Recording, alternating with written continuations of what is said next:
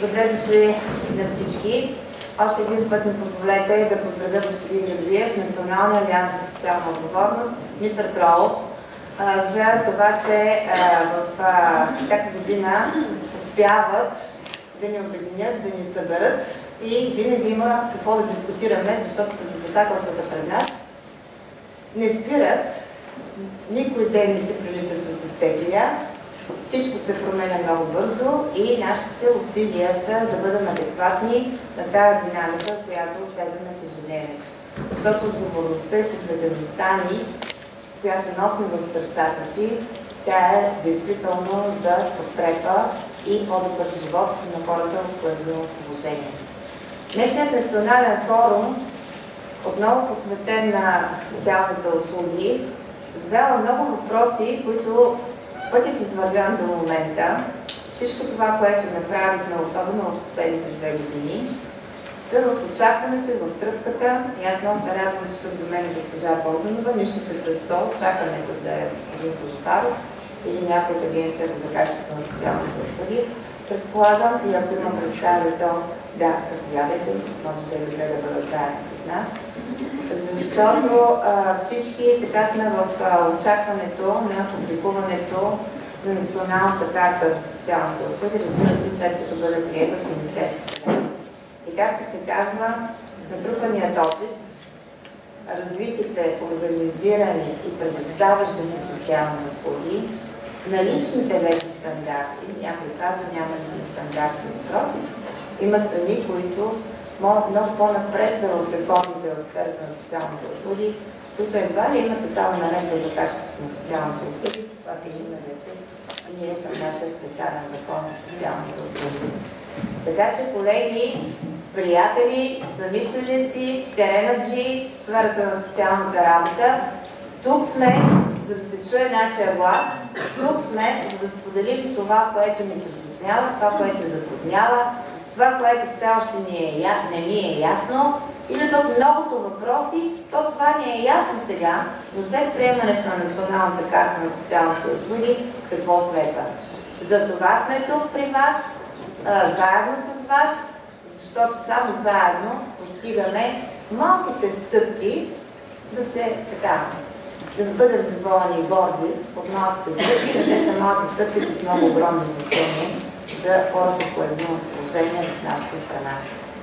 Аз благодаря за възможността да водим този важен панел, заедно с госпожа Веселина Ботева, с която сме в постоянната комисия към Националното изложение на общините в Република България по социална политика, а сега в новия мандат вече ще се казва демографска и социална политика, така че Веси, давам с удоволствие думата. Благодаря, Роси. Здравейте, колеги! За мен наистина огромна чест и удоволствие. След един дълъг път, последната 1 година, да го казвам, защото се случиха много неща в системата ни, отново да бъдем заедно, отново да имаме възможността да споделим какво свършихме, какво предстои да направим, къде се намираме и да се похвалим с резултатите и успехите, които сме постигнали, защото всяка крачка и всяка стъпка, която сме изминали, е неимоверен успех. Първо за нас като специалисти, като хора, да бъдем удовлетворени. И както каза Роси, не малко изминатия път, труден, лесен, няма значение, но той е изминат с всички резултати, които сме постигнали и хората, на които сме променили живота и съдбата. Винаги го казвам на всеки форум, вече не мога да проверя колко. 15 ли са, господин Георгиев? Повече, аз съм, може би, 15 форум. Може би. Винаги го казвам, че е голямо предизвикателство, когато си от тази страна и когато трябва да говоря от страната на колегите, които са в държавната политика, да намерят баланса и пътя как в малкото, дори голяма наредба и стандарти, но да намерят варианта как в едно такова нещо да обхванем цялата практика, всички казуси, всичко, което ни се случва в реалния живот, защото социалната работа не е имаме формули и можем да напишем най-добрия учебник и да научим децата да смятат.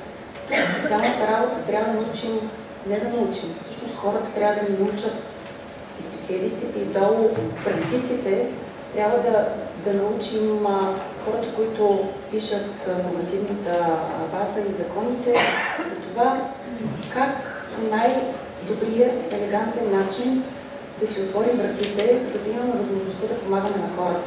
Всички вие се сблъсквате ежедневно с такива казуси и проблеми, където читате, че се изправяте пред една стена и пътя не може да продължите, няма път.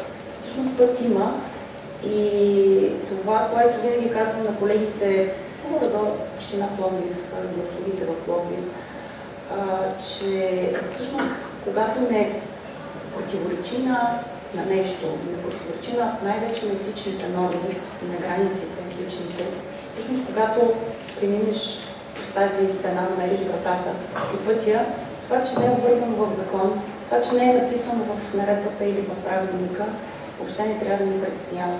Трябва да сме сигурни, че го правим за хората и ефектът е върху хората. Най-добрият ефект.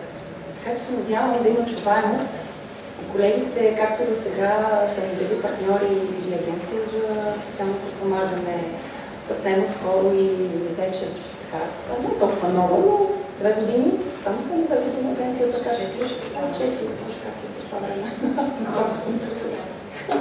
Малко са ни проверявали. Така, за мен 2 години, съм за тях 4.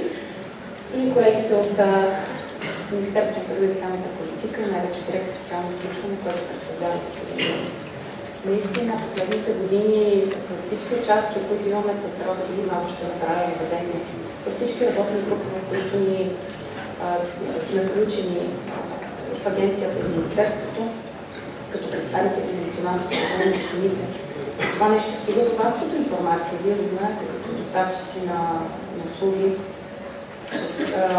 Начин и подхода е просто да питаме колегите какво мислят по определена тема. Понякога са много скромни колегите от общините и от социалните услуги с обратната връзка, което не е добре, защото нещата няма да се променят така.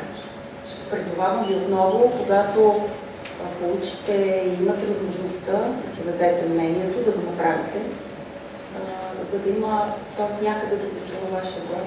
Защото след това ще сме пред стената, както казах, и ще слушам как да я преминем. И сега с удоволствие, господин Георгиев даде думата на господин Друмен, сега ще му дам думата да ни разкаже малко повече, да ни разкаже било за картата, било за така в близко бъдеще, като средно в срочен план, всъщност идеите на Министерството за това как ще се развиваме, защото сега 2 години всички си говорим за карта, аз вече направо смятам да не си говорим за тази карта. Да кажете, всъщност няма карта. Ние как си представяме, че поне до края на годината, ако има карта, ще продължим, ако няма карта, как ще продължим? Аз предлагам наистина да бъде във формата на дискусия, във формата на разговор, защото сега друга година колегите ни презентират тук презентации, какво сме направили, какъв е наредбата и стандартите, колко са. Мисля, че няма нужда от това нещо. Всички вие в тази зала по-добре, всички нас сте го прочели всичко това. Предпочитам в формата на дискусия да премине поне следващия 1 час, да си зададете въпросите, да си оставите коментарите, защото аз съм убедена, че колегите, които са тук от Агенция за социално подпомагане, както Агенция на качеството за социалните услуги и Министерството, всъщност ще чуят вашите предложения и вашите мнения. Дори сега да не получите отговор, аз съм убедена, че това нещо, което ще бъде споделено, ще намери начин и място, къде да се отрази и да получим по-късно адекватните отговори, защото сега наистина може да не могат да ми отговорят колегите или да не могат да вземат тези решения. И за това ще им дам на тях думата, ако искате, госпожа Болданова, всъщност да ви споделите процеса, докъде, защото Всички ние знаем какво направихме миналата година, каква информация дадахме след това, обществените обсъждания, които имаше на областно ниво. Всъщност ние имаме информацията до това положение. Сега може малко повече да ни разкажете от ваша вече да, за картата, за планирането, за и след това вече в самия закон какво следва, когато имаме такава карта. Ами госпожа Богданова си бе подготвила една презентация.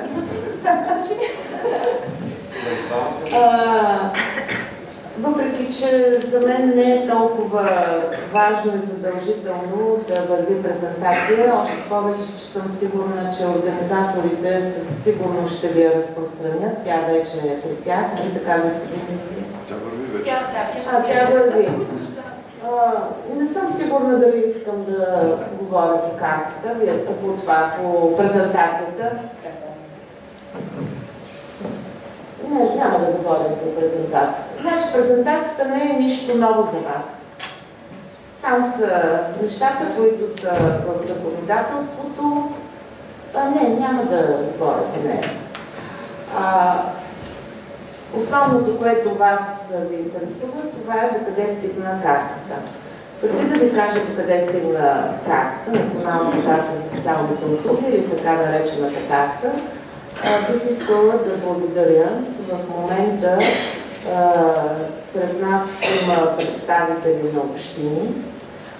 Всъщност новия закон за социалните услуги, който вече е 4 години, дава една, бих казала, голяма свобода на общините сами да се организират, сами да планират, изобщо изцяло те да си управляват социалните услуги. Нещо, което преди не беше така добре узаконено.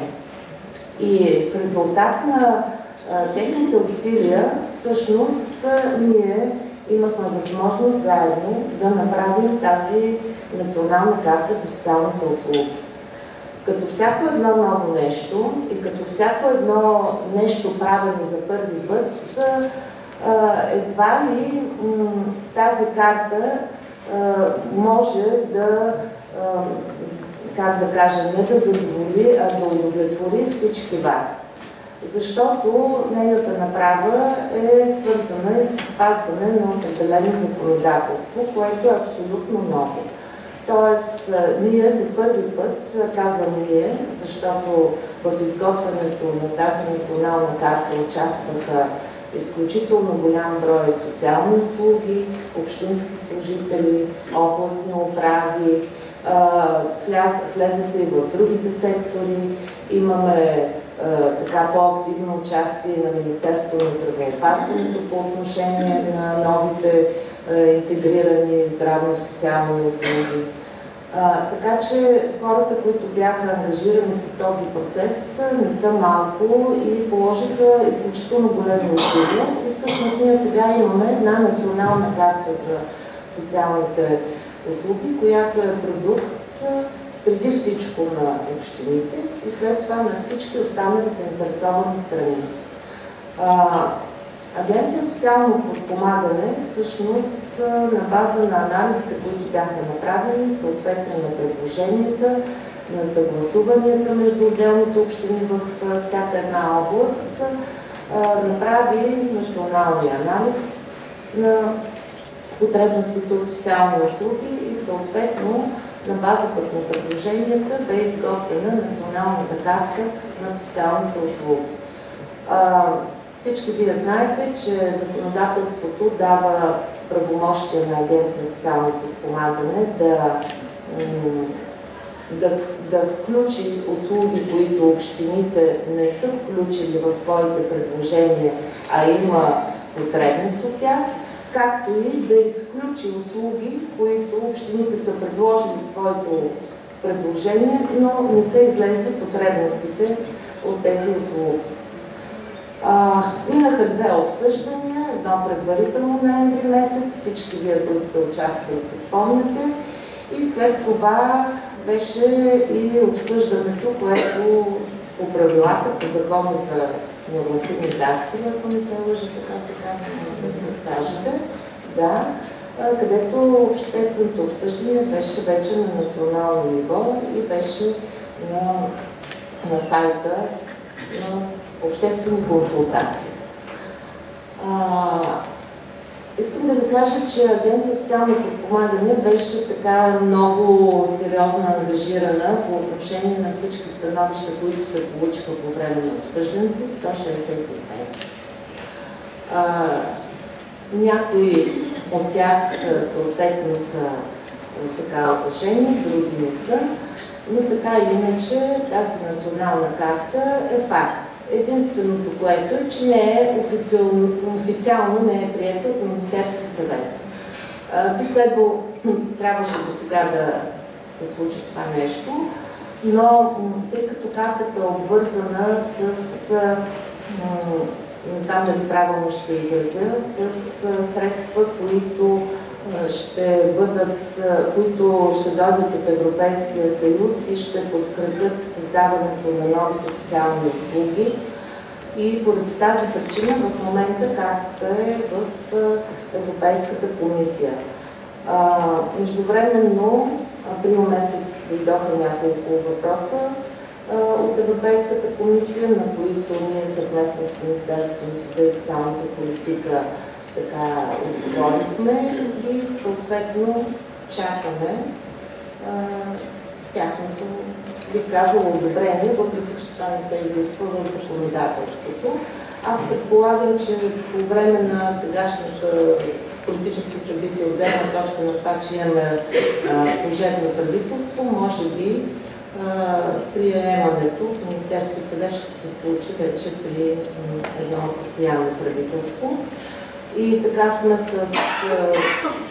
бих казала и с уверението, че ние до края на тази година ще имаме приета карта от Министерски съвет. Извинете. И ако следваме това, което казах, това означава, че от 1 януари годината следваща приемането на картата би трябвало вече изцяло да сме в целия обем на Закона за социални услуги. Трябва да ви кажа, че това няма как да се случи, защото приемането на картата, всъщност с нейното приемане започват следващите не толкова прости процеси, а изключително пък важни за развитието и за работата на социалните услуги, а това е изработването на финансовите стандарти, които са изцяло нови. Вие всички знаете, че в правилника за прилагане на Закона за социалните услуги има един цял раздел за финансиране на социалните услуги и че така в бъдеще те ще се финансират, техния общ финансов стандарт ще се оформят отделни елементи, като за всяка една услуга тези елементи са посочени в правилника за прилагане на Закона за социалните услуги. Така че пред нас ще стои една много нелека работа по отношение на изработване на новите финансови стандарти, съответно след това и тарифите за таксите. След като бъде приета тази карта, ще стартира и модула към информационната система на Агенция социално подпомагане, модул социални услуги. След това с стартирането на този модул ще ни трябва така, може би около половин година, за да можем с помощта на информацията, която ще има в него и която съответно коректно ще се въвежда от всички нас, да можем да установим каква е натовареността на работещите в социалните услуги, съответно за да се изработят и стандартите за натовареност. Така че погледнато реално, до тук сме извървели не малък и не лек път, но имаме вече път.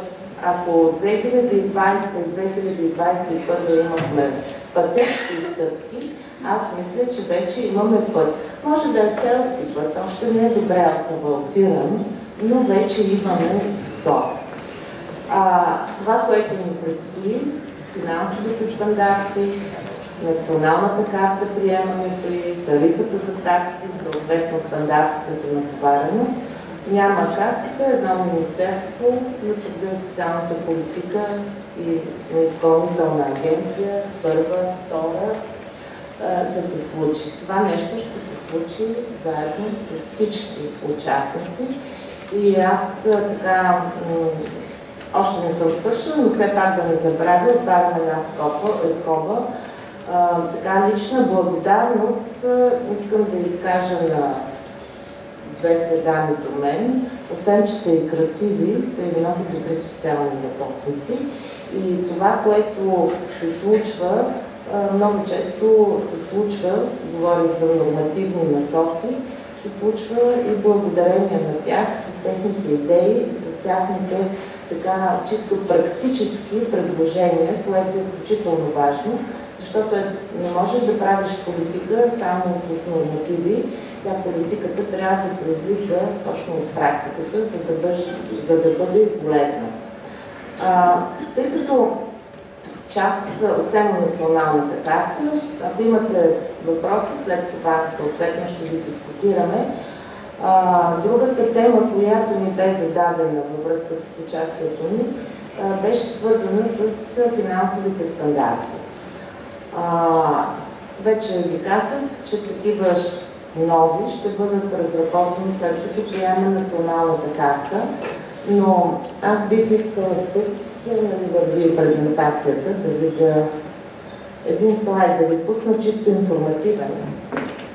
Но просто искам да обърна внимание на този слайд. Най-вече факта, че държавата има отношение към социалните услуги и както виждате, как върви всъщност финансирането. Всяка година имаме немалко милиони, които се дават за социалните услуги.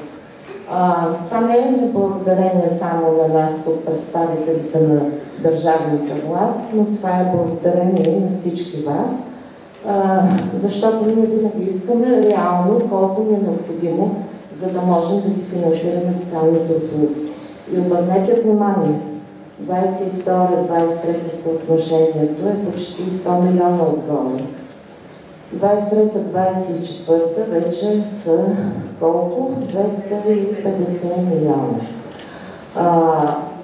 Ние работим заедно с Сдружението на общините, специална агенция социално подпомагане, за да можем всяка година да осигурим достатъчно средства за социалните услуги. Тая година предложихме 25% ли беше увеличено? Да, колко ще получим, знаем. Средно 20. Средно 25. А колко ще получим, не знаем. 27. Добре. Ние ще искаме. Ще има промяна в Да, ще има и промяна. Така, това е, което исках така да ви насоча вниманието. Я да видим сега, имаше ли още нещо. Така. И това са предстоящите неща, за което ви казах. Тук в тази презентация има няколко слайда за нивата на социалните услуги. Т.е. общините може да видите на ниво община какви услуги може да се създавате. И да ви напомня и нещо друго, че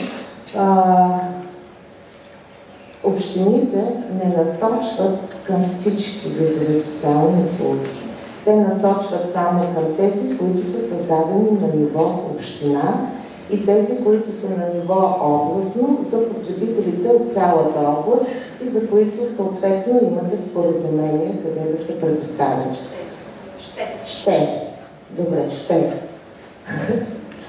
Ами, мисля, че това е от мен. Ако има нещо, съм на среща. Благодаря. Това беше много добро отваряне на следващата ни тема.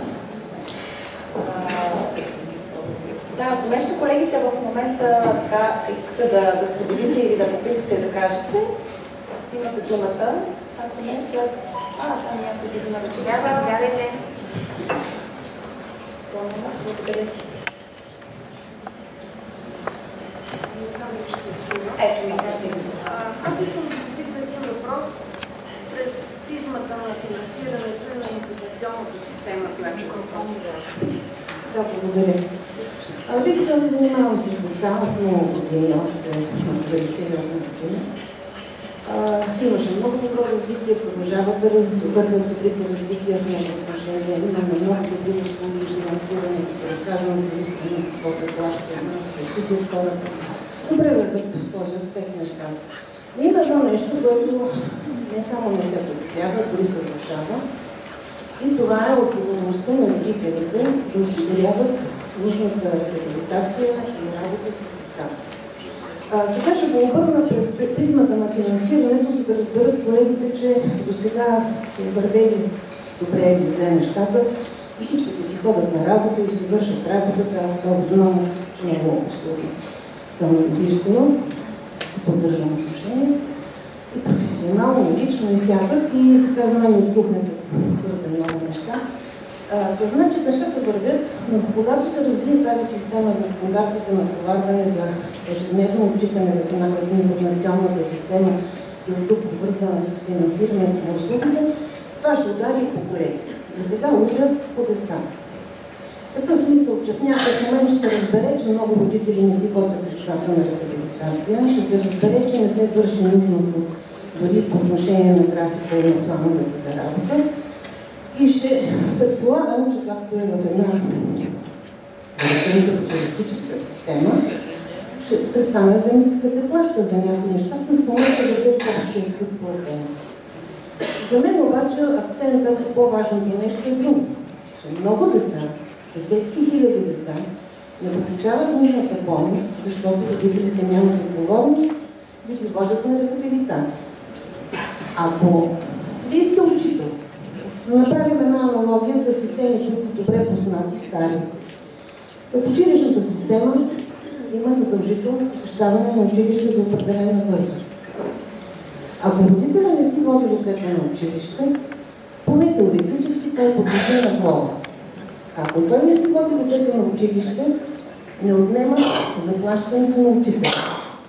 Никой учител не е останал без заплата, понеже 13 деца от неговия клас не ходят на училище. Значи в моето семейство има няколко учители, аз знам каква е реалността.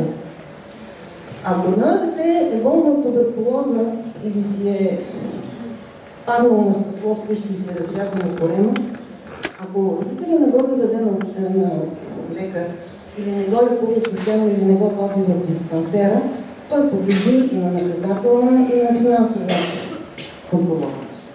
И всеки ще каже, какъв е този родител? Той е луд, той е... Как може детето, нали? Ако обаче детето му е с ДЦП или с за аутизма, когато стоят, понеже всички родители на аутисти набират за услуги, защото е много трудно.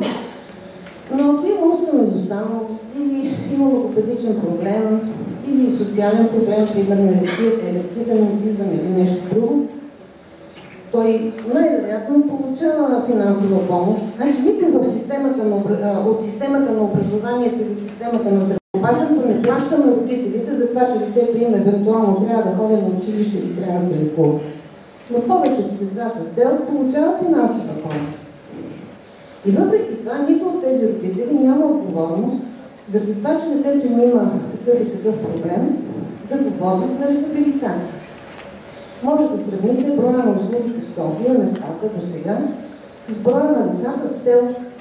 При положение, че ние много добре знаем, че много деца с проблеми, например, дори само с психически проблеми, нямат ТЕЛ. Да дори само децата с ТЕЛ са 10 пъти повече от тези, за които има места в услугите. Не знам как ще стане с новата карта, ще видим. Но дори деца, които родителите все пак поради някаква причина, по-голяма ангажираност, по-интелигентни или по-мотивирани, все пак ги запишат, отидат в хотел за приема на детето, получат ПОП.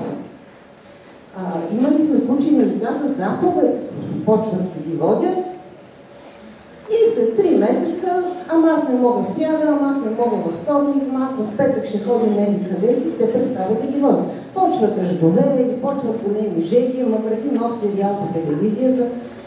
Много добре знаем какво става. Те престават да ги водят.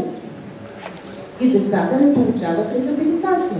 Не можете с 2 занятия седмично, а да не говорим в някои случаи 2 занятия месечно или 3 месеца не се води детето, те си получават финансовото подпомагане. А детето, това е увреда, това е вреда за детето. Никой не им държи сметка. Могат да ходят да лежат по улиците в протести за по-добро финансиране, няма нищо против държавата да им дава колко прецени, но нищо не се прави за детето. И след 2 години, ако не сега, и колегите ще почнат да плащат за това, или по-скоро да не получават пари за това, че еди коя си майка или баба не си води детето на рехабилитация. Това исках да кажа.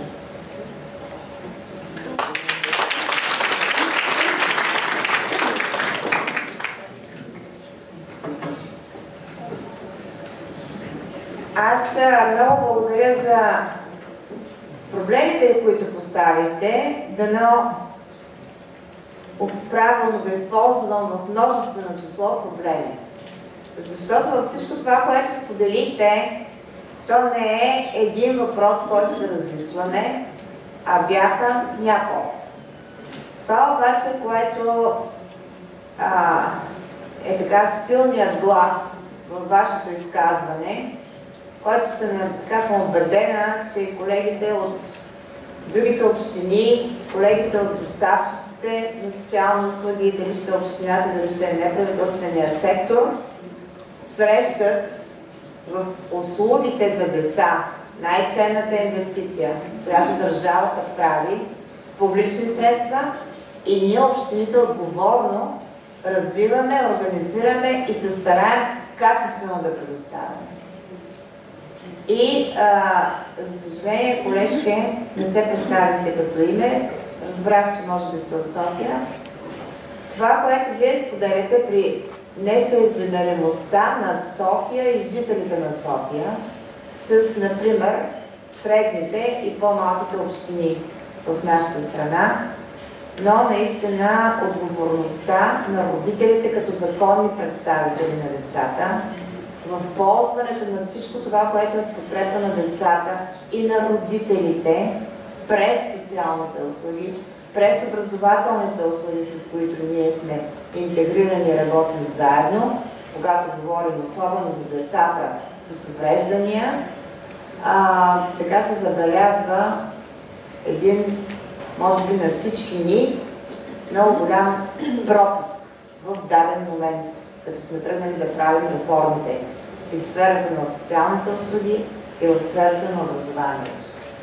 Защото няма каквото казвам при положение, че всички сте убедени, защото всеки ден работим това, на което сме се посветили. Родителите са част от екипа. Родителите са тези, на които ние трябва да привлечем, да задържим доверието, за да искаме децата да ползват специалистите в социалните услуги и за да искаме заедно с родителите да се радваме и да се гордеем с резултатите, които постигат децата. Да, слушам ви. Искам да кажа нещо друго съществено във връзка с това, което казахте, че ние трябва да се държим родители. Нито един добър закон не разчита на добрата воля на хората, които изпълняват. Няма такъв закон. Дали ще е данъчен, дали ще е за движение по пътищата, дали ще е за нещо друго. Всеки един закон поставя изисквания към подлежащите на него. Дали ще е за личните документи. Вие не можете да кажете, аз искам лична карта или не искам лична карта. Аз искам да си купя билет за влак или не искам да си купя билет. Това е моя преценка. Аз решавам, искам ли да си купя билет за автобус или не искам. Искам ли да си платя данъците или не искам. Няма. В правото не съществува такова нещо. Морално задължение. В правото или имаш задължение, или нямаш задължение. И в социалните услуги, от край време ми се казва, ама вие трябва да спечелите родителите. Има различни родители. Има безотговорни, морално увредени, имаме родители, които си водят децата да проституират, има родители, които не желаят да се учи детето им, понеже казват, че получим по-нисък процент ТЕЛК. Ние сме виждали всякакви родители. И ще виждаме. И за това в закона не трябва да се казва, социалният работник трябва да спечели доверието и любовта на родителя. Не може на това да се разчита. Да не говорим, че има и по-опитни, и по-неопитни. Един нов психолог завършил току-що и аз съм го взела, защото е интелигентно момче. И какво? И трябва, ако той не спечели родителя на Зорница, да речем, аз да го уволня, не, майката на Зорница е длъжна да я води на рехабилитация. Трябва да й оправи френалова, да се направи операция, защото езика й не се движи. И тя не го прави. Родителят трябва да има задължение да осигурява услуги на децата в обем, преценен от специалисти. А трябва какво се оказва? Че някаква жени с 8 клас образование или някакъв баща сутеньор ще решава дали детето му да се рехабилитира, вместо да се разчита на преценката и плана. Правим оценки, правим план за работа. Те дали го подписат. И какво психолога, логопеда, терапевта и прочее нямат никакво значение заради решението на този родител. Да, разбираме, всички разбраха в залата и споделяме това, което... Законът трябва да го постанови. Ние да казваме, аз съм път. Сега, мили колеги, аз мисля, че трябва да... Хубаво е да направим дебат, хубаво да имаме диалог, хубаво е всички да бъдат много активни и участващи. Благодаря ви на вас, че споделихте как привличаме родителите, защото на мен това ми беше посланието. Родителите са част от екипа на социалната услуга за деца. Законът не задължава никого да ползва социална услуга, но той казва, всички имат достъп до социална услуга. Тогава, когато е нужно, толкова колкото е необходимо. При комплексен подход. И аз не искам да водим разговора в тази посока, защото във вашето изказване се сподели и друга тема, която госпожа Богданова в презентацията засегна и която ще ви дам моя мнение и един съвет. По отношение на новите финансови стандарти и по-конкретно за натовареността. Ами аз съм убедена, че голяма част от тук присъстващите и още по-голяма част от неприсъстващите колеги от социалните услуги, в качеството си на доставчици на социалните услуги, но те и сега се отчитат стандарта на натовареност на всеки един от специалистите според профила социална услуга. Поне в нашата община ежемесечно тези отчети се вървят паралелно с справката по отношение заедостта на местата в дадената социална услуга. Още повече, колеги, ако така внимателно всички слушахме, а ние точно така го направихме, госпожа Богданова каза, че се очаква, след като минат всички съгласователни процедури и така нататък, картата да влезе в края на годината, да бъде утвърдена от Министерския съвет в края на годината. Това лично за мен означава, че ние имаме година и половина, точно така, цяла година и половина, в които сме работили по новите видове социални услуги в съответствие с член 15 от Закона за социалните услуги. Че ние сме работили и работим по всички нови правила, процедури и така нататък, които са според профила социална услуга по наредба за качество на социалните услуги. И за мен лично, и аз съм още един път се повтарям, убедена съм, че много от вас го правят, още от сега вие може да си прецените каква ви е натовареността на всеки един от служителите според профила на социалната услуга, било то дали е услуга в дневна форма, дали е резидентна социална услуга. Така че, може би, госпожо Богданова, пак подхождайки от практиката, това ще бъде много едно полезно упражнение за разработването на стандартите за натовареност. Още повече, голяма част от вас, присъстващите тук, са участвали и знаят, че преди 2 години имахме почти готови приложения. Тоест имаше критерии с приложения за стандартите за натовареност. Така ли?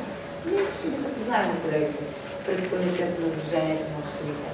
Но моето това беше по-скоро, още от сега така си смятайте и си вижте какъв е стандартът за натовареност, да не спадаме в това, което се притесняваше колежката преди мъничко, че едва ли не ще останат неплатени екипите ни в социалните услуги. Няма как да допускаме такива неща в социалното, в това, което сме постигнали до момента. Напротив, още повече трябва да тече информация, и да търсим неща. Века Глава сама се представител в Фундация на Народна социална услуга в България от 2009 година до ден днешен съм имал абсолютно всички нива в система. Аз прекрасно разбирам колежката. Не става въпрос за пари, според мен. И не става въпрос за заедност. Въпросът е, че от нас се очакват понякога чудеса.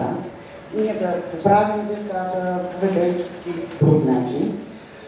Абсолютно е права госпожата, ние сме длъжни за всичко, да бъдем мили, добри, да учат родители, накараме да ни обичат.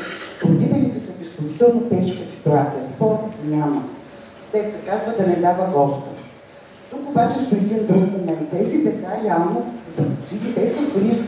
Щом им е осигурено здравето, щом им е осигурено образованието, те са деца в риск. Така. И тук се намесва системата за закрила. Да, ти не го водиш редовно, да, това дете е установено, че има такава потребност. И просто се намесва системата за закрила и казва, ти не полагаш адекватно грижа за детето си. Не става въпрос за принуда. Не става въпрос за си. Аз за това го казвам по-плавно, какво можем ние да направим? Другото, което трябва да имаме големи сърца. Всички знаем, че на всеки сърце има колкото умрут. Ние сме добри хора, ние се стараем, това е отдаденост. Но там нататък наистина има една регулация. Говорим за конвенция за правата на детето, говорим за конвенцията за хората с увреждане, и така идва защита. И сега правилно има родители, които са болни с капацитета, които са родители, те имат нужда от подкрепа и разбрахте, да не обременява цялата. Разбрахме коментари и въпроса, благодаря. Аз това точно исках да допълня Роси, че освен това да привличаме родителите, когато ни е трудно да ги задържим, да ги убедим и преценявате, че детето е в риск, тъй като вие цитирахте няколко случаите, които цитирахте, са точно такива, имаме си законодателство, което е ясно и категорично какво трябва да направим. Смятам, че при установени такива практики и случаи, уведомявайки отделите за закрила на детето, колегите съответно ще вземат отношение и ще насочват родителите по начина, по който е адекватен за дете в риск. И това зависи от нас, когато ние като специалисти в социалните услуги установим това нещо, да не се притесняваме как ще реагират родителите, ако ние се подадем сигнала. Напротив, ние сме всъщност част от и страна по този закон и трябва да си го изпълним като ангажимент. Може би от агенцията и от Министерството малко по-подробно могат да разкажат всъщност колко практики такива имат и как се взаимодейства, но това е начинът. Не всички родители са такива, но при установяване на такива случаи практики трябва и ние да реагираме адекватно. Може, въпрос. Здравейте, Марта Танасова се казвам, управител съм на Центъра за обществена подкрепа в Бургас. Аз имам една препратка отново към работа с родителите. И моето питане е в новите стандарти дали е предвидено родителите дали са мислили по въпроса, родителите да заплащат някаква такса за услуги, които ползват като родители, в качеството на родители. Говоря за оценка на родителски капацитет. Ние сме заляти с такива случаи. Съдът все по-често ползва експертизата на социалните услуги, дава убийствено кратки срокове за тези оценки, които изискват огромен ресурс, а реално това е нещо, което родителите ползват в съда. Другото, което е съдебните решения, които са не за наблюдаване контакти родител-дете.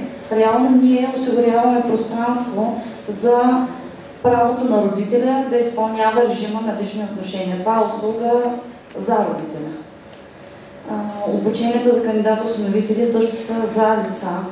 Вярвам, че това всичко минава през мярката за закрила за дете, че те ще станат родители и всъщност тази услуга им е безплатна, но е хубаво да се помисли за някакво плащане, дори и за услуги, които са за деца, но са с предварителна оценка на потребностите. Защото има родители, които примерно така злоупотребяват с това и желаят детето им да ползват дълго социална услуга, само защото е безплатно и тя е решила примерно, че ръто на детето не е съвсем добро. Така че за това да се помисли. Децата, които са мярка за закрила, да, услугите са безплатни за родителите, така смятам, че има много родители, които трябва да се помисли да плащат такса и тогава дори биха гледали на услугата по друг начин. Така, втората група, която ще коментира, тя е точно по желание на, т.е. тяхно желание на родителите, децата не са без. Ако това не противоречи на финансовите стандарти, извинявайте, на наредбата за тарифата за такси, която ще бъде формирана, и ако не попадат в изключенията на групите, които не заплащат такива такси, наистина може да се коментира с колегите и да се поиска точно тези конкретни социални услуги, за които говори за родителите, за самите хора, защото те са пълнолетни лица, които ползват, дали са родители или бъдещи родители, говорим за пълнолетни лица, които ползват социални услуги. Благодаря ти, Мария. Време? Нямам телефон. Господин Дънов, имате ли презентация? Може ли да заредим презентацията? А защо? Ами,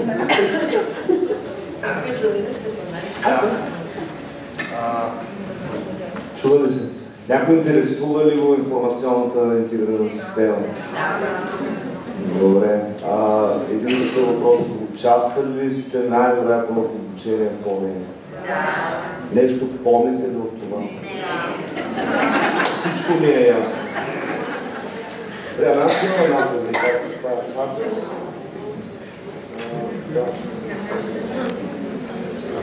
Те са 14 слайда. Ще гледате ги мина за 12 минути. Как върви това нещо?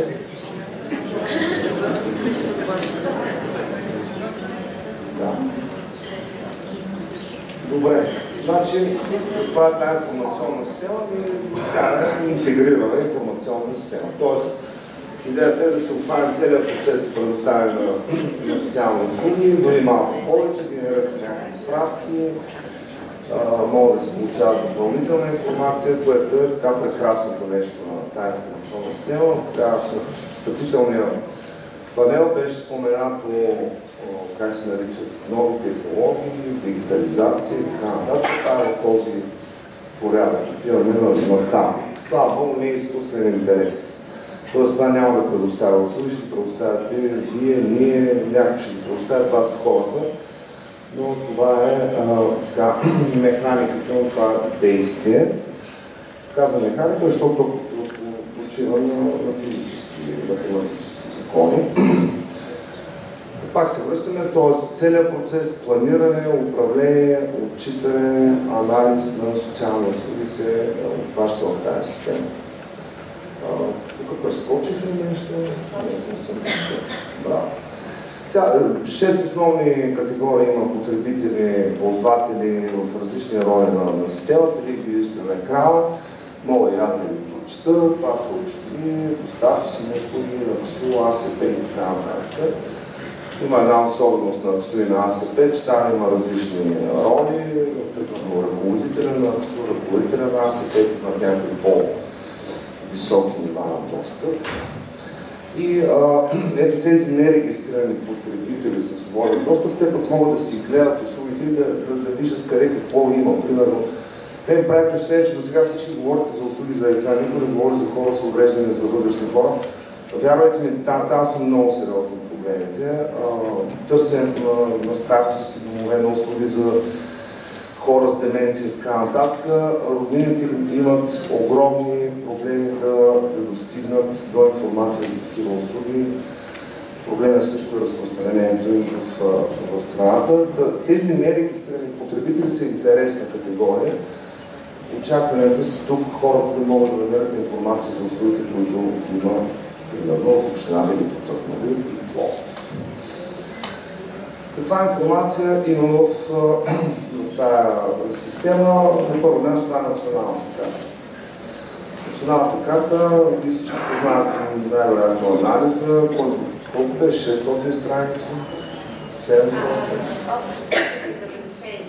893 страници анализ на услугите на картата, която в крайна сметка представлява на таблица в Excel.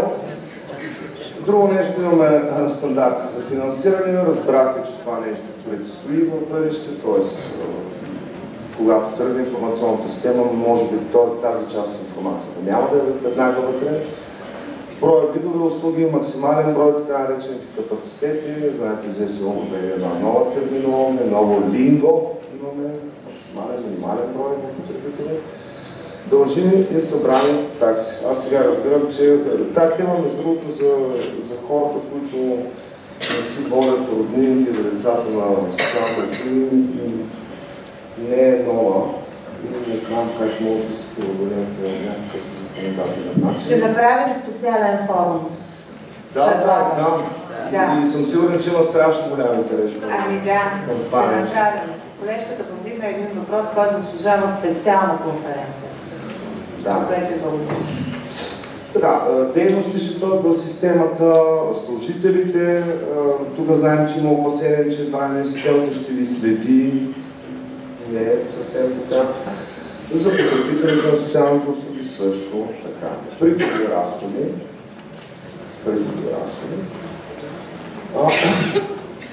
По също елементите, които са правени по ПКЗ и ЗСУ. Информацията ще бъде представена в реално време. Тоест, това естествено зависи от самите доставчици, колкото те наливат, така да се каже, информацията в системата. В този момент тя вече ще е вътре. Само да дам един пример, но както сега би трябвало докладите по приключване на случаи в срок от 5 дни, мисля, че беше да се представят на ТСП. С ползването на тази система това ще става мигновено. Тоест в момента, в който доклада е изготвен, вече той ТСП ще може да си ги гледа. И възможността за справки, която споменахме вече. Сега, в този слайд обръщам внимание на това нещо, чат-бот и динамичен хелп. Чат-бот е нещо, което в самото начало, нали съм прав, най-вероятно няма да е съвсем съвършен, тъй като чат-бота трябва да се генерира опит, ключови думи, отговори по него, да може да дава смислени отговори на някакви ваши въпроси или мои. Също така. Сега, по отделните елементи на информационната система, те са 6 или 7. Първо, достъпа. Достъпа, споменахме вече, това през веб браузър, потребителски парола, които се издават от администратор на системата, това е АСП. И виждате в тези 2, 4, 6, 8, това са различните потребители с различни роли, съответно права на достъп в системата. Няма да го изборявам, да не губим време, тъй като обещах 12 минути, може би ги прекрачих. Така, в системата имаме националната карта, имаме годишните планове на общините, имаме финансовите стандарти, тарифата и бюджетите на социалните услуги. Това, което се касае планирането в системата. Тоест, малко или много може да се каже, че националната карта е така статичният елемент на системата, тъй като тя ще бъде налята в нея. Може би е налята вече, не знам. И оттам нататък следват плановете, годишните на общините и бюджетите. Това нещо пак не ми засичаме. Така. Следващия елемент на системата това е управлението на социалните услуги. Тук се имат предвид заявленията на общините за създаване на нови услуги, възлагане на услуги по реда на ЗСУ, договорите за публично-частно партньорство. Сега нещо ще ви кажа, сигурно ще ме разнесете, не знам къде, това е начин да заобикаляте реда на ЗСУ, но всъщност е един честен вариант тогава, когато общината не може да предоставя някаква услуга, от която има потребност, а има подходящ доставчик, да се работи съвместно с него. И споразуменията между общините, които Вели Богданова преди малко спомена по някакъв начин. Така, предоставяне на самите услуги вече стават отношенията доставчик-потребител. Имаме заявленията за ползването на социалните услуги и нашите небезизвестни топове, предварителните оценки на потребностите. При самото изпълнение на социалните услуги, ние имаме данни за потребители, съответно не само бройки и така нататък, отчети за извършените дейности, финансови отчети И нещо, което е много важно, аз преди да отида в МТС работех в АКСУ, началник отдел анализи и настръхнаха косите, когато започнахме да получаваме отчетите от общини и доставчици по член 112-113. Това чудо информационна и система ще генерира автоматично нашите отчети. Ако няма държавно делегирани дейности, трябва да работите с нея. И това страшно много ще облегчи работа на колегите в АКСУ, поне в тази част, която е държавно делегирани дейности, и се надяваме да получаваме една наистина коректна информация, която в момента може би предизвикателство е думата. Извеждане на справки. Тук сме лекнали един пример за това един вид справка, т.е. услугите по член 15 и колко ги има, колко са заети, колко са свободните места от тях.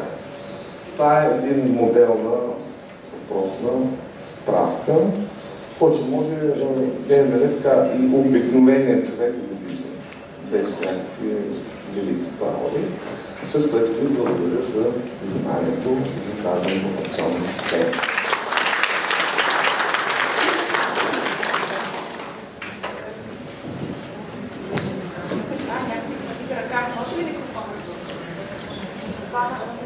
Здравейте, Бистра Гончева, Федерация Гариброн. Имам следния въпрос. От презентацията стана ясно, че в нея ще се включи информация за всички доставчици на социални услуги с държавно финансиране. Ще влезе ли в тази система информация от частни доставчици, които нямат държавно финансиране? И тази информация за хората, които те подкрепят, как ще бъде обработвана, освен през отчета, който е годишния до АКСУ.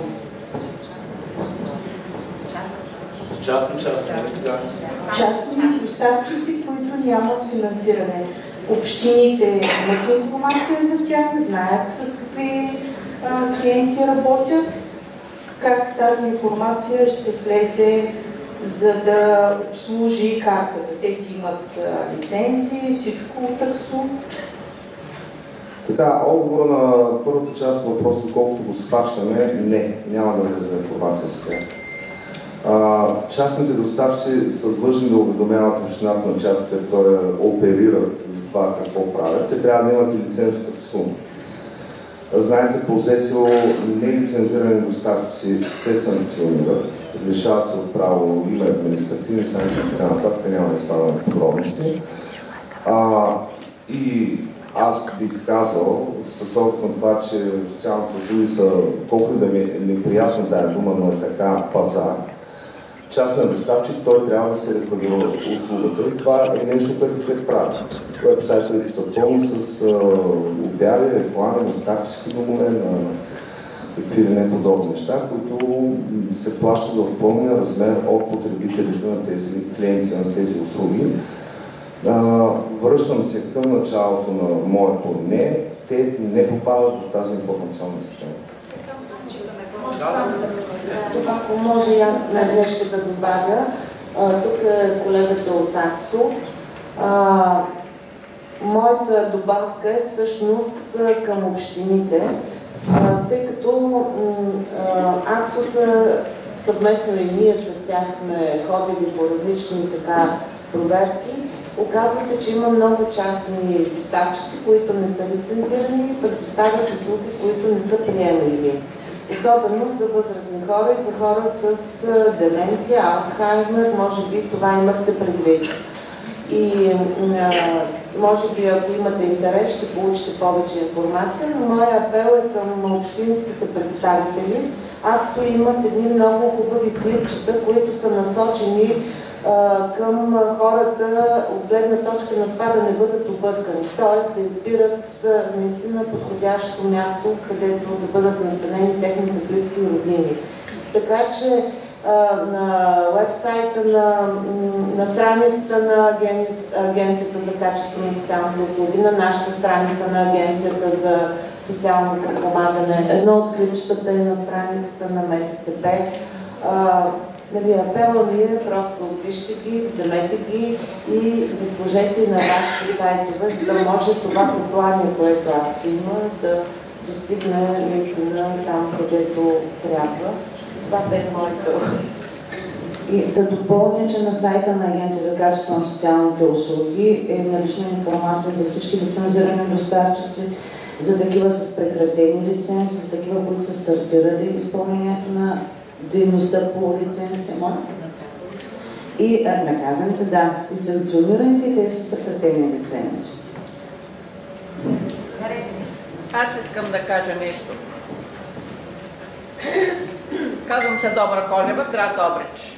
От 2000-та година съм инвалид с 75% инвалидност. Когато получихме картите за инвалидност, имахме право 2 пъти да пътуваме с влак и 2 пъти с автобус безплатно. И след 2-3 години отнеха това право с автобуса. Мислите ли вие, аз като съм с инвалидна проходилка, че мога да се кача на нашите ЖП линии и да си пътувам спокойно, без придружител, като аз нямам придружител? Защо се отнеха автобусните права и това само на общинско ниво ли или на национално? Благодаря ви.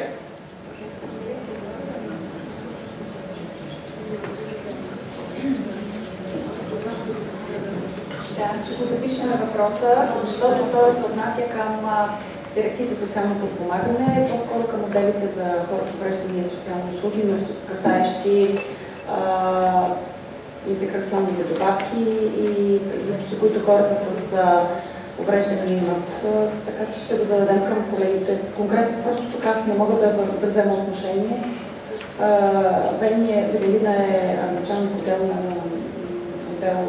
социални услуги, така че това лично ще ви отговорим и ще ви кажем. Аз не използвам сега влаковите линии и ЖП-то. Къде отиват парите? Не мога да се придвижвам от точка до точка. Да, това всъщност беше с тези придобивките, които имаха за рехабилитация, за...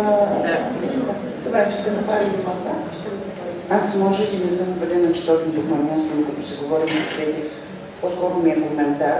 Смятам, че е пропуск в нормативната база това, че доставчиците на социални услуги не могат едностранно да прекратяват договори.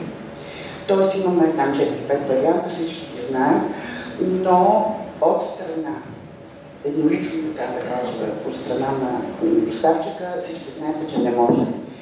Смятам, че това е важно, защото точно за хората, които не сътрудничат, не идват с месеци, не можем да ги прекратим, разбира се, търсят се начин, както казах, сезираме отделите и въобще дирекциите, които ни съдействат, че то добре не разбирайте правилно, неправилно това, че като казах, колегите съдействат.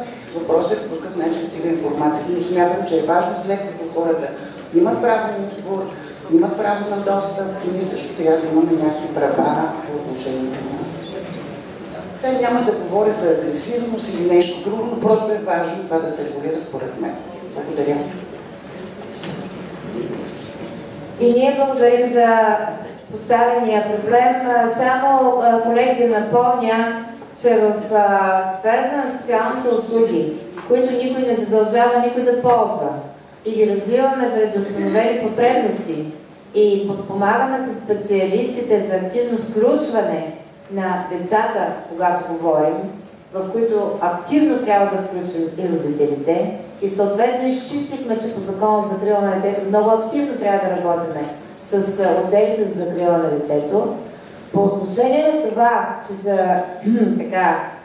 родителите не водят децата или пък пълнолетният потребител, системно при усилия от страна на специалистите, екипа на услугата, да го търсят, да установяват причината, преди която той не ползва предоставените му по заявено негово собствено желание услуги, които да ползва. Аз смятам, че няма пречка доставчика на социалната услуга през протоколи за не спазване на графика от страна на потребителя, защото той е страна, не изключваме договор. Имаме еднакви права и задължения. И доставчика в качеството се предоставяш, и потребителя в качеството си не ползваш. Така че не виждам креатива, обективни причини, протоколирана, установена, не е насила, никого не караме. Това трябва да си говорим. Правим услугите в полза на хората, от хора в полза на хората. Анализираме какви са потребностите по общини и планираме какво да създадем. Да, има в правилника и реда указан за прекратяването на договорите и последващите действия с уведомлението до насочващия орган. Има ли други въпроси, предложения? Аз исках само да се върнем на системата и да добавя, т.е. да допълня, че всъщност тя е създадена във връзка с Закона за социалните услуги. Там изрично е упоменато, че това е система, през която се отчитат делегираните държавни дейности, включително и местните дейности, които общините се финансират като такива. Те не са и няма да бъдат видими в тази информационна система. И затова тя е разработена всъщност и от Министерството и Агенция социално подпомагане, като страни, които са част от този процес по разкриването на тези делегирани държавни дейности. И всъщност това е една форма на отчетност на тези социални услуги. Всички останали, които са си местна дейност и частните доставчици, си имат конкретни друга организация. Като частните доставчици задължително трябва да знаете да бъдат лицензирани, колегите го казаха.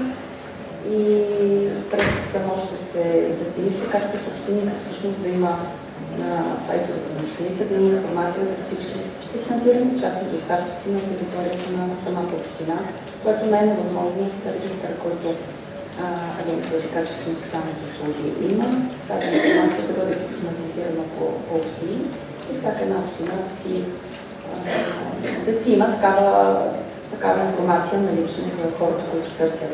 Тъй като ние като страна, като община сме заинтересовани хората да намерят доставчика, не говоря само доставчика, който е на общината, като местна дейност, ами доставчика, който е лицензиран, частен доставчик и да стигнат до него, а не, както казаха колегите, да отиват в места, където нито са лицензирани и отговарят на нормални човешки условия за живота.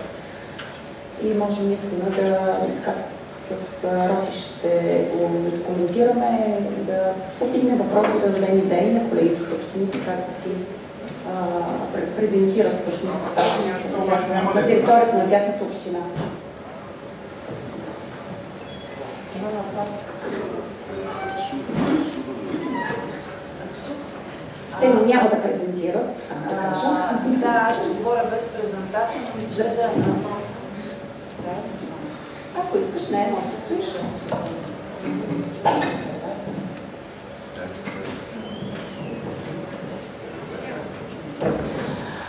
Искам само да продължа думите на това, което до сега на госпожа Ботева, във връзка с лицензирането и да обърна внимание не само лицензирани, ами те трябва да са подали и уведомления за стартиране на дейност към нас. Всичко това го има в екселски файлове, таблици на сайта на Агенция за качество на социалните услуги. Както беше казано в началото, откакто наредбата е приета, минава форум без да бъде представена. И затова аз днес искам да споделя с вас практическия опит от приложението на наредбата и да кажа, че всъщност наистина има голяма разлика в сравнение с резултатите от проверките, които сме имали миналата година, в сравнение с тия досегашните, като правя едно уточнение, че става въпрос за проверка, в които лично аз съм участвала. Виждам тук и представители на общини, на които сме връчвали с колегите заповед за проверка, бивши колеги, настоящи служители в социални услуги. И това, което 22 година, след влизане на наредбата, 23 година, беше така, създаваше трудности, колегите не можеха да преценят и да се ориентират в самите приложения. Сега това до голяма степен е изчистено Имам предвид системата за управление на социалната услуга. По-голямата част от вас вече знаете, че не е необходимо да се разписва някакъв документ отделен. Това е една съвкупност от всичките процедури, които имате разработени в услугите, които предоставяте и че те всъщност гарантират качеството и ефективността на предоставените социални услуги.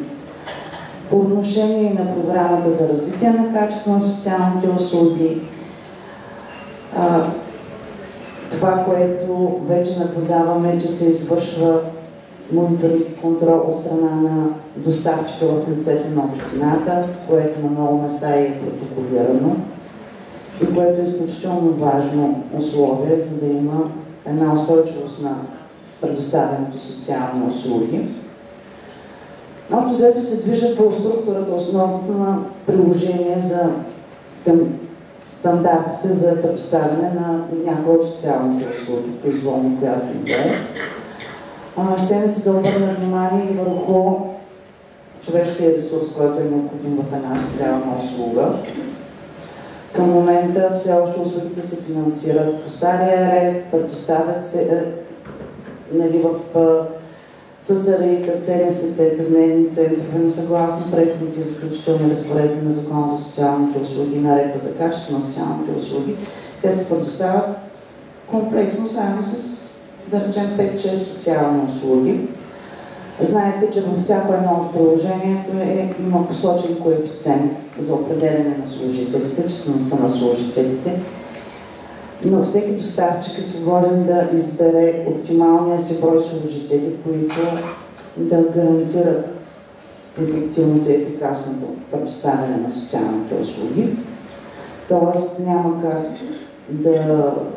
да се усредняват някакви коефициенти. И всъщност това е валидно до въвеждане на националната карта на социалните услуги и до въвеждане на новия ред на финансиране на социалните услуги.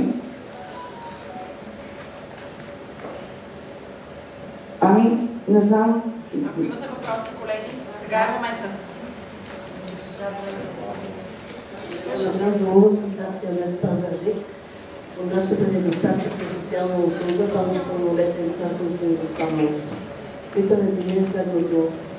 Кой и как прецени, че един човек с умствена изостаналост, настанен в специализирана институция, струва на държавата 24 000 лева, ако същия човек живее в ЦДСТ, той ще струва 34 000 лева.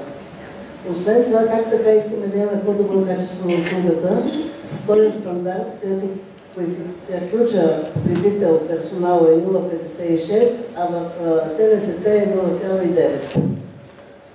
Благодаря. Това е въпрос, предполагам, не само към мен, към всички. Не, това е въпрос на всички държавата. Да, към всички.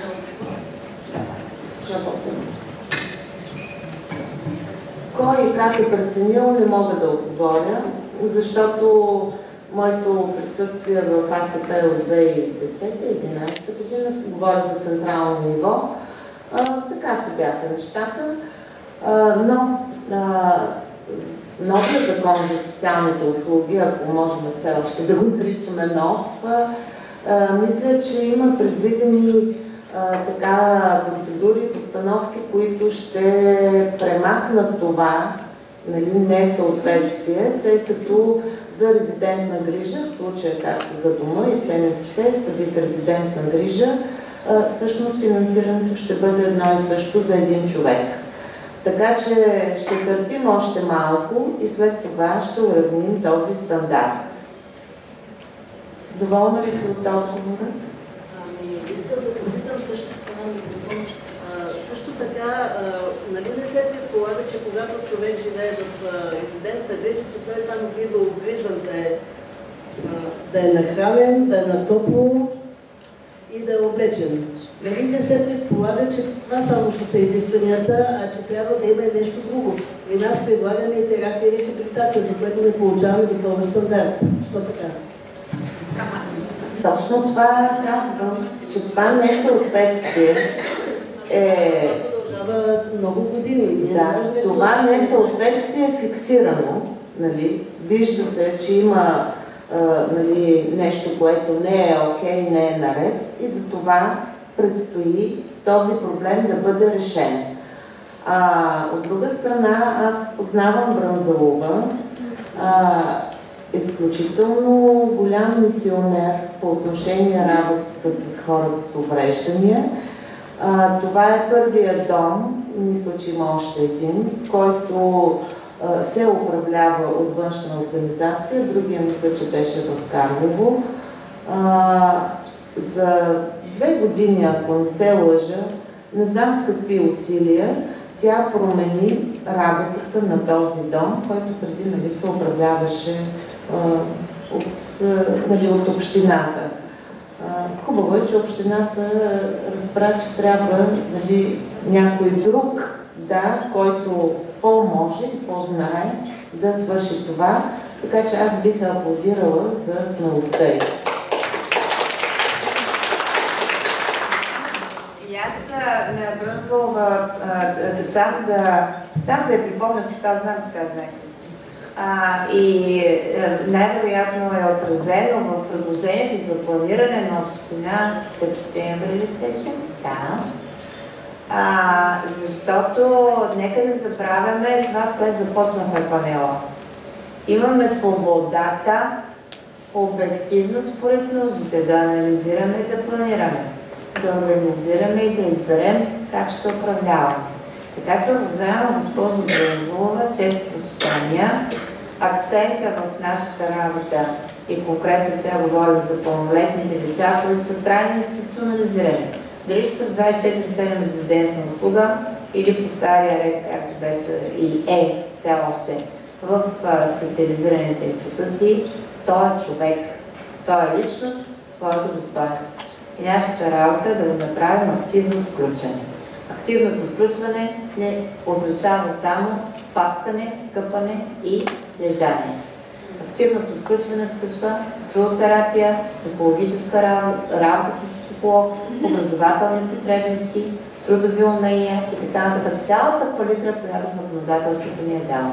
Вие сте неправителствена организация, доставчик на социални услуги, целева група пълнолетни, имате опита, имате знанията, имате специалисти, знаете как. Направете си го този комплекс с всичко, което предоставяте и се радвайте на резултатите на потребителите.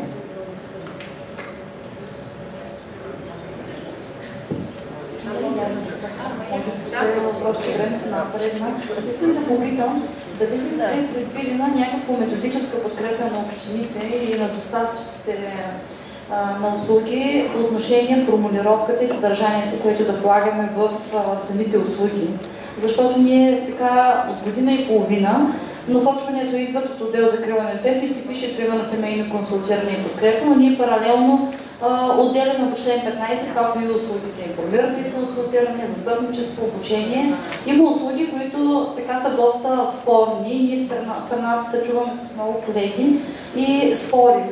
Едно изслушване на дете в синя стая, какво е според мен и според тях и как е редно по член 15 да бъде формулирано. Защото за мен това е чисто застъпничество и посредничество, но пък за ИСДП това е информиране и консултиране.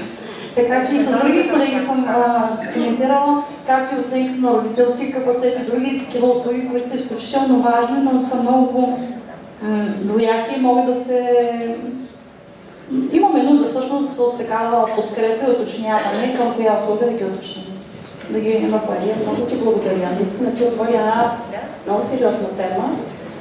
И всъщност разбирането ни вече за услугите и работата в последните, както каза Алирос и госпожа Богданова, че последните, особено на 2 години, се опитваме да се адаптираме с новите услугите по член 15 и съществуващите ни места за предоставяне на социални услуги като комплекси и трудностите, които изпитваме.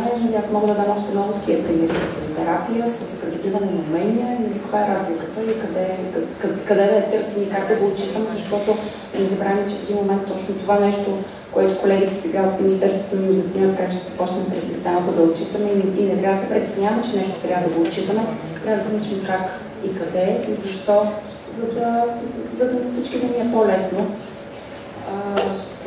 Ще говорим по тази тема и имаме някакви предложения тук с Росица и с още много други колеги и подкрепата на много други общини. Така че този път тепърва предстои да го вървим и съм убедена, че ще намерим вариантите и начините. Аз просто съм убедена, защото това е практиката и необходимостта. Точно това показвам.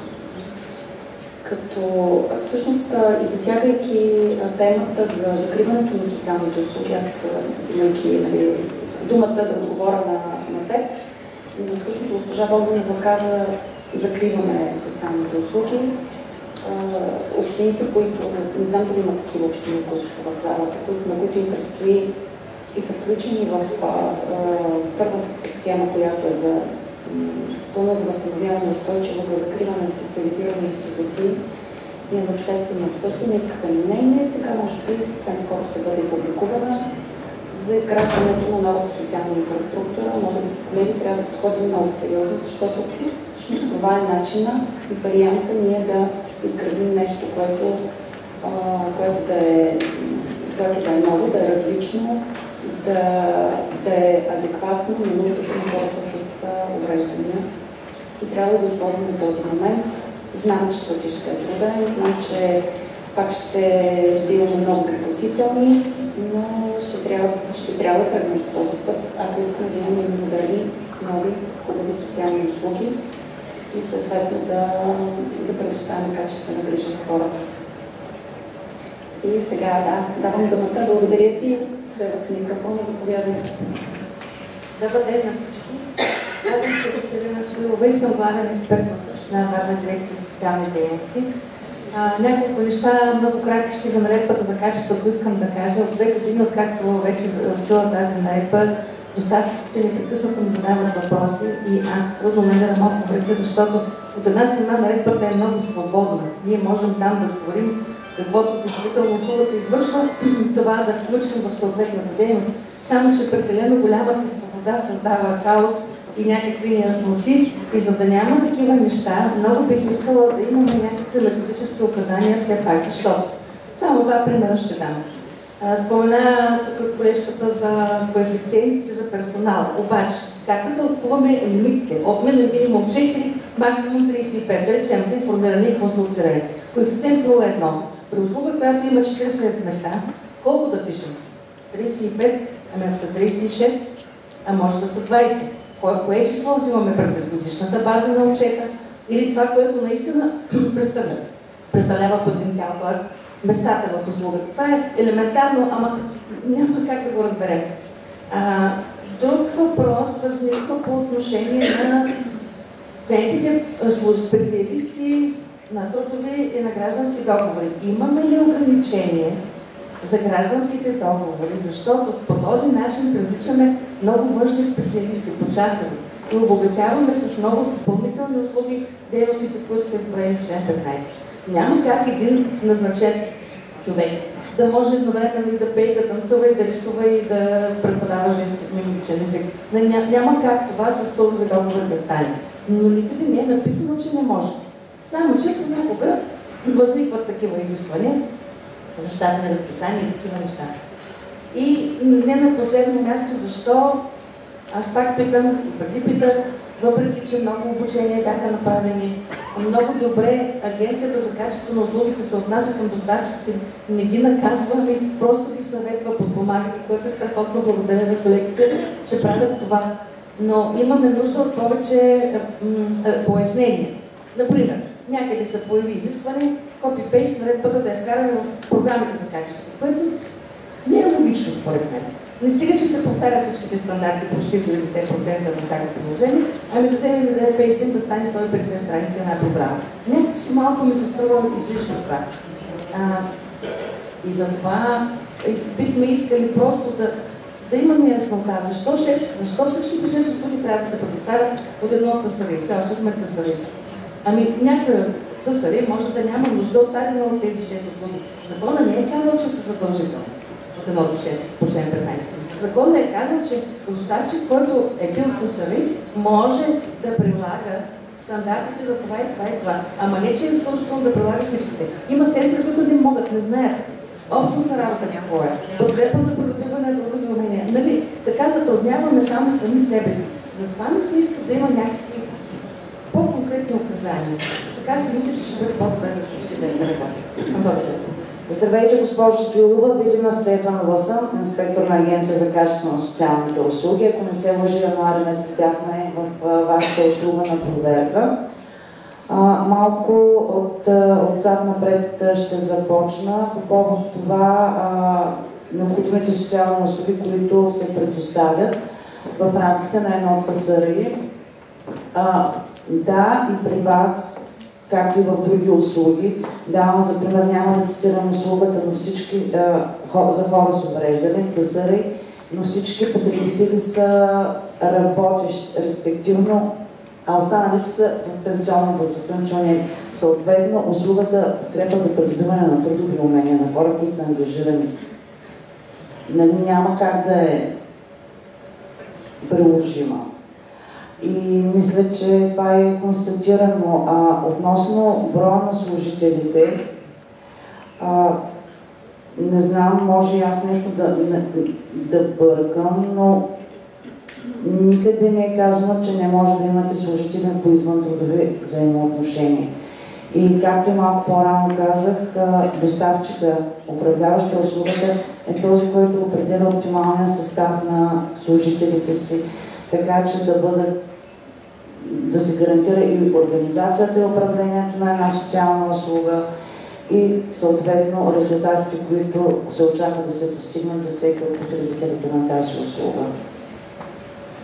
А по отношение на останалото, което изложихте като някакво изискване, програмата за развитие на качество на социалните услуги, това, което закон казва е, че тя трябва да бъде ясно разписана, да дава една представа как вижда развитието си доставчика в определен период от време, дали ще е една година, дали ще са 2 или 3, но това трябва да бъде упоменато.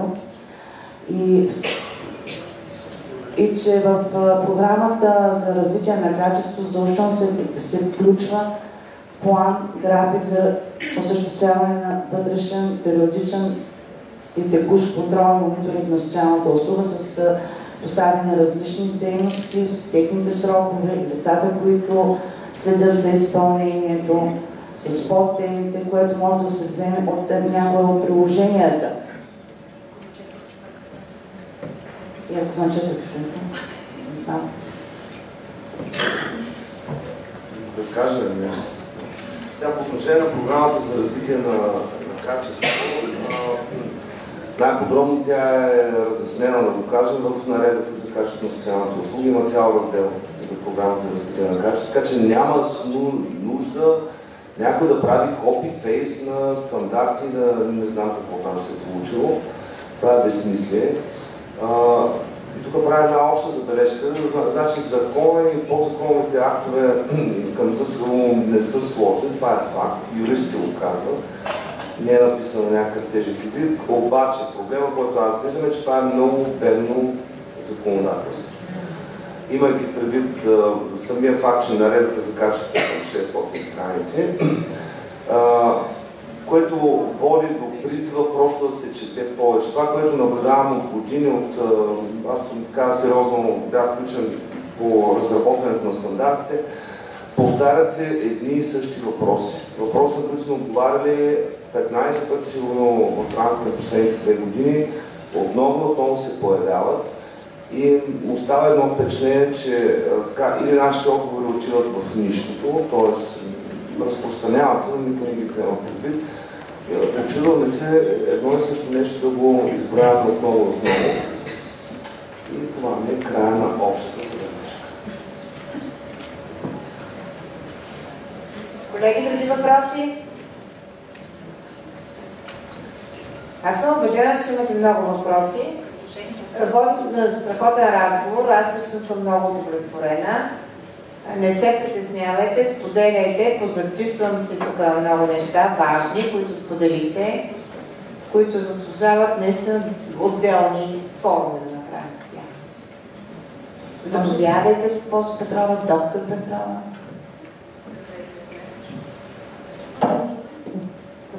Да.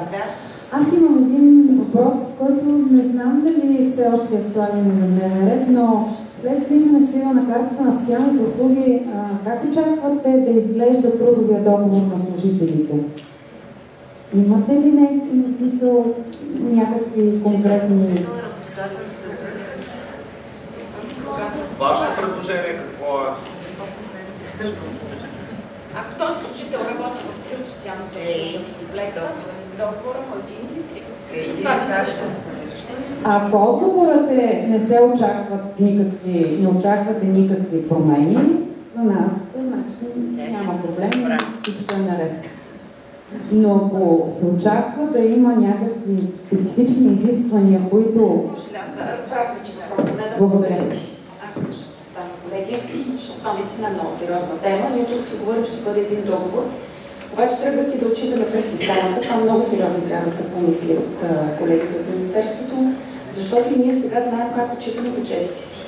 Всяка една социална услуга си отчитаме, дори да имаме комплекс от 4 социални услуги, ЦОП, ЦСРИ, дневен център и ЦНСТ, всъщност ние отчитаме разходите в всяка от тези към момента действащите социални услуги в неговия си бюджет. Проблема ще дойде, когато имаме вече един комплекс от 3, 4, 6, 7 услуги по член 15. Когато един специалист, да кажем, психолог, работи в 3 от тези, т.е. изпълнява трудовия договор, ще има един, в който описваме, че работи в комплексния център за обществена подкрепа. Длъжностна характеристика описваме, че работи в 3 от и подкрепя клиенти на 3 от социалните услуги.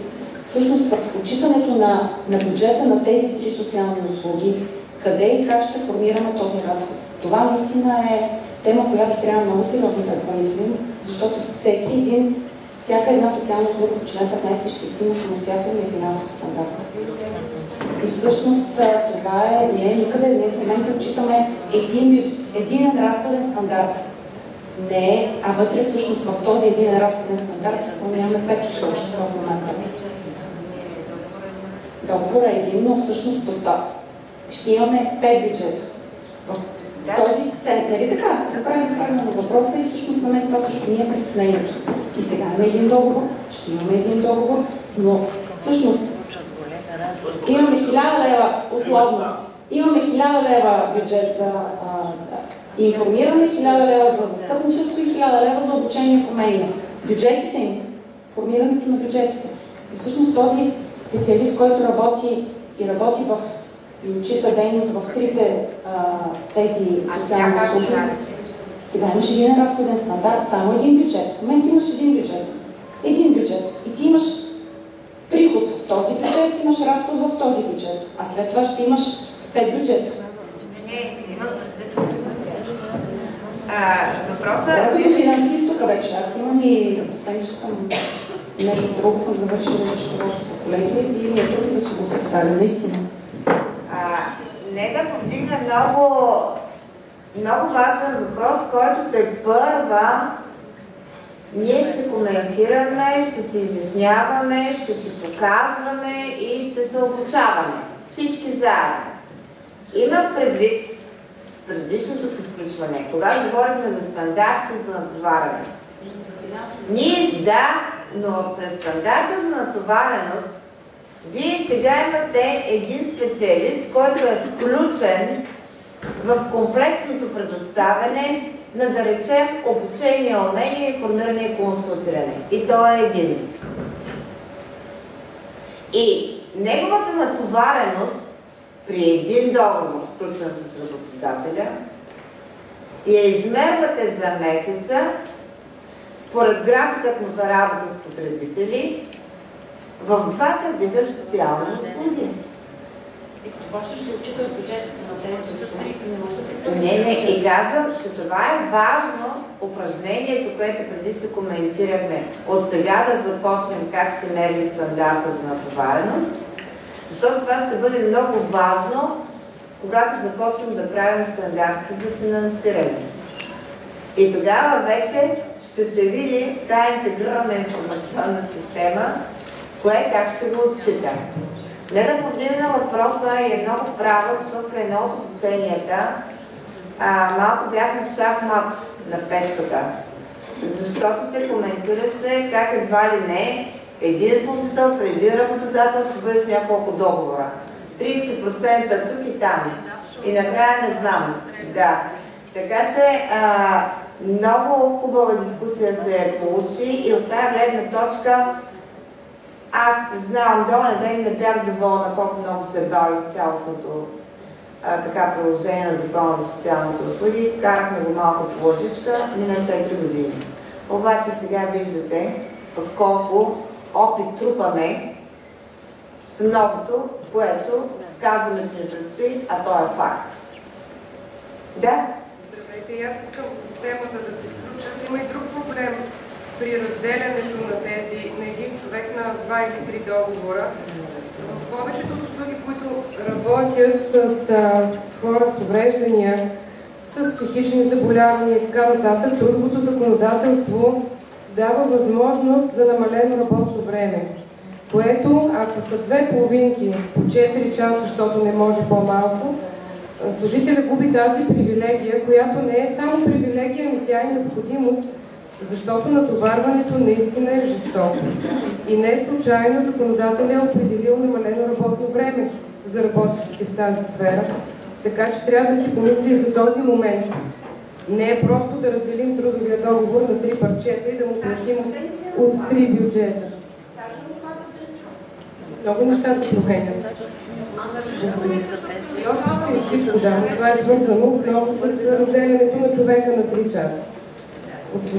Аз само ще добавя, услугите Маргарита Савиева се предоставят в комплекс и в наредбата за заплащането на социалните услуги има определени минимуми, които са за служителите по различните им видове, какъв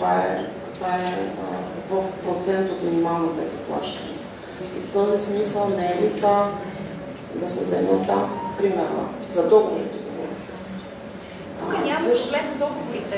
Имаме проблем после с отчитането на тези договори, защото в един център за обществена подкрепа, аз пак ще се върна център за обществена подкрепа. Имаме в този център, вече който ще се казва без значение ЦОП или комплексен център за обществена подкрепа, ще имаме 5 бюджета. 5 бюджета. Тези 5 бюджета, всеки обаче дали ще има възможността да ги управляваме комплексно тези 5 бюджета или когато тръгнем да ги отчитаме, ще искам да отчитаме разходите на бюджета информиране, разходите за бюджета съставничество и разходите... Това, да, ти ме разбрава всъщност си да.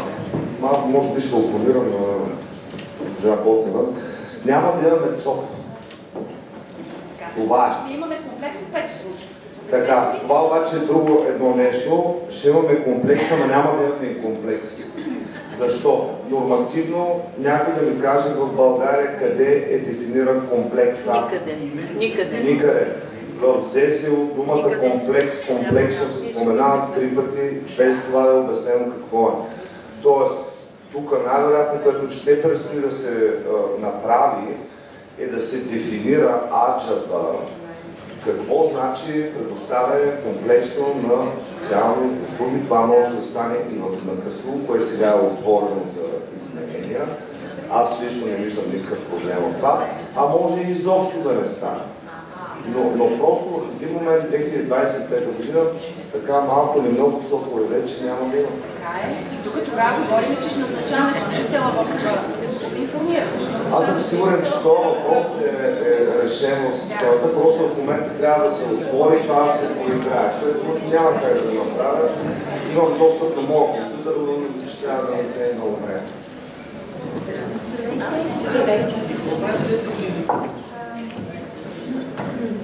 Всъщност, казвам се Леса от Замбола, Сдружение граждански инициативи Ловеч. По въпроса с бюджетите на звената ще ги няма да ги казвам комплекси, но според мен отделните бюджети на отделните социални услуги би следвало да се разбират като някакъв източник на финансиране на конкретните звена. И смятам, че е уместно да говорим не само за бюджети на отделните социални услуги, а за бюджет на звеното. Когато говорим за бюджет на звеното, тогава вече е лесно да разпределяме този бюджет към съответните специалисти.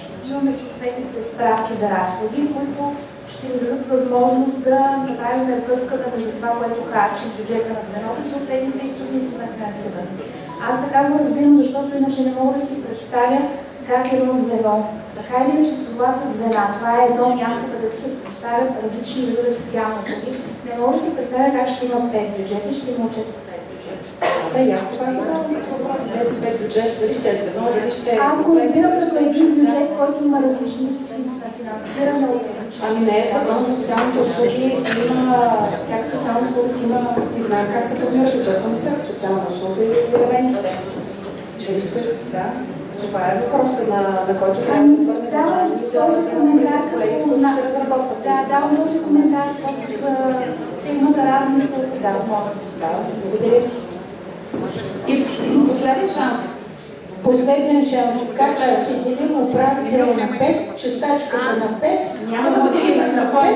Няма да го делим на колеги. По темата само да кажа за финансирането за натовареността. Ако се не лъжа, до ден днешен няма разписана натовареност на психолог по 5 дадох положение директна работа. Начинът, по който в момента става, примерно, ЦОП има минимум 10 случая, да кажем, това е ясно. Но вие знаете първо колко е много писането и мисля, че много пъти сме коментирали това, че трябва да има някакъв норматив за специалистите. Това казаха колегите, че всъщност тези стандарти за натоварване ще бъдат разработени, но нека и Роси го каза всъщност, че това ще ни бъде базата за разработването и за внедряването вече на целите системи. Така че тези стандарти предстоят да бъдат разработени.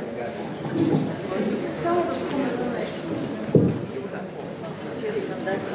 Тук имаше вдигане. Една нещо. Не знам дали сте забелязали, че в момента има разминаване в коефициента за персонала между това, което пише в наредбата и тази таблица за декомпозиране, които ни раздаваха от общините преди няколко месеца. Различни са коефициенти. Значи към момента не четете таблицата, която е била за декомпозирането. Моля да се така. Това е важно за декомпозирането, понеже, например, ние имаме 43 деца на Център за социална рехабилитация и ни се спуска от общината, трябва да работите с 20 за рехабилитация. Така че от 20 деца ние трябва да кажем край на рехабилитацията, така ли? Такава таблица не се... Това не го правят общините. В смисъл от вашата община, ако е ясно да го правим, това е погрешно. Значи ние тия 40 деца, които 2/3 работим, примерно от 10-12 години, защото с тежки увреждания, трябва да им кажем край на терапия. Не, няма да им кажете, колега. Няма да им казвате така на децата. И пак казвам, не знам коя е община, но това не е практика и няма да бъде така. Убедена съм. Здравейте на всички! Красимира Георгиева с участие Силистра. Нека да чуем краси, колеги, може да се Аз ще задам въпрос, който едва ли мнозинството си го задава, но имайте предвид, че ръководители и доставчици на социални услуги има и хора с увреждания. Сега слушахте интегрираната система, има хора от АСП, от Агенция по качеството. С мои колеги с зрителни затруднения ние се сблъскваме с проблема, че електронните или общо казано дигитализацията не се съобразява с нашите... ние можем да работим в електронна среда, но е малко по-специално. Нека да не занимаваме аудиторията, но нека се допитайте се до нас как да ни направите живота по-лесен, защото, примерно, аз и колегите трябваше да ползваме външни хора, помощници, за да си напишем отчета. Аз искам сама да си направя отчета. Благодаря.